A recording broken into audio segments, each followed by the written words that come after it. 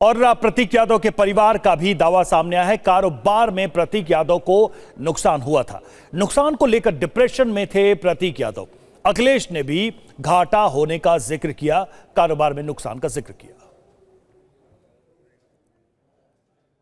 तो देखिए, ये भी जानकारी सामने आ रही कि परिवार ने भी इस बात का जिक्र किया है कि उनको अपने व्यापार में, कारोबार में नुकसान हो रहा था, जिसको लेकर वो परेशान थे। अखिलेश यादव ने भी इसका जिक्र किया। क्या डिप्रेशन में प्रतीक यादव थे, ये भी सवाल उठ रहा है। प्रतीक यादव को कारोबार में भारी नुकसान हुआ था। कारोबार में नुकसान को लेकर डिप्रेशन में प्रतीक थे। पिछले 3 साल से नुकसान को लेकर वो डिप्रेशन में थे। अखिलेश यादव ने नुकसान का जिक्र किया।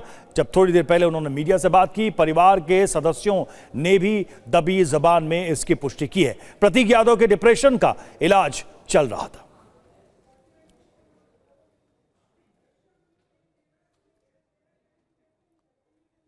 हमारे साथ हमारे 2 सहयोगी इस वक्त जुड़े हुए हैं, अभिजीत ठाकुर और पंकज हमारे साथ इस वक्त लखनऊ से जुड़े हुए हैं। सबसे पहले अभिजीत के पास ही चलते हैं। अभिजीत, जिस तरीके से अब बात आ रही है, कारोबार में नुकसान की, डिप्रेशन तक की बात आई है, उसका भी इलाज चल रहा था।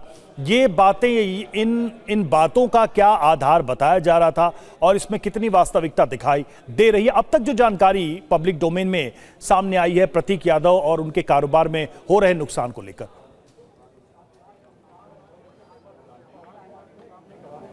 देखिए रवि, आपको जानकारी देता हूँ कि प्रतीक यादव के बिजनेस इंटरेस्ट जो थे वो रियल एस्टेट सेक्टर में, उसके अलावा वो जिम, जो हाई प्रोफाइल जिम था वो उसके वो मालिक थे और ये तमाम बिजनेस उनके थे। रियल एस्टेट में वो कंस्ट्रक्शन के से रिलेटेड हो या फिर ज़मीन की खरीद फरोख्त और तमाम काम उनके थे। और उससे संबंधित नुकसान की बात जो है वो परिवार के करीबी लोग भी बताते हैं और उसके कारण वो परेशान रहते, ये बात भी सामने आई है। लेकिन स्वास्थ्य संबंधित समस्याओं से भी वो जूझ रहे थे, ये बात भी एक फैक्ट है और इसके बारे में भी परिवार ने पुष्टि की है। चूँकि उनका इलाज भी चल रहा था और मेदांता अस्पताल में कई बार वो भर्ती हुए, उनका इलाज भी चला।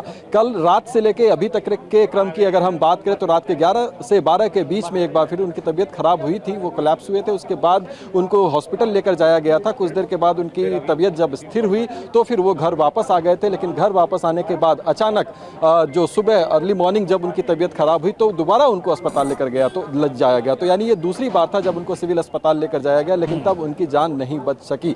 तो हमने जितने लोगों से, उनके करीबी लोगों से भी बातचीत की तो परेशानी की बात तो वो बताते हैं, लेकिन साथ ही साथ कुछ नया करने की कोशिश भी वो करते रहते थे। अपने जिम के साथ साथ जो आश्रय नाम का एक एनजीओ वो चलाते हैं जिसमें वो पशुओं की देखभाल का काम, ये उनका सोशल सर्विस वर्क था, जिसके बारे में वो खुल कर अपने सोशल मीडिया पर भी पोस्ट करते थे और उनको पशुओं से प्यार था तो पशु प्रेम भी वो अपना जाहिर करते रहते थे। उसके लिए एक नया ऑफिस का निर्माण भी वो हाल फिलहाल करवा रहे थे, वहाँ पर वो देखने के लिए भी साइट पर पहुँचे थे।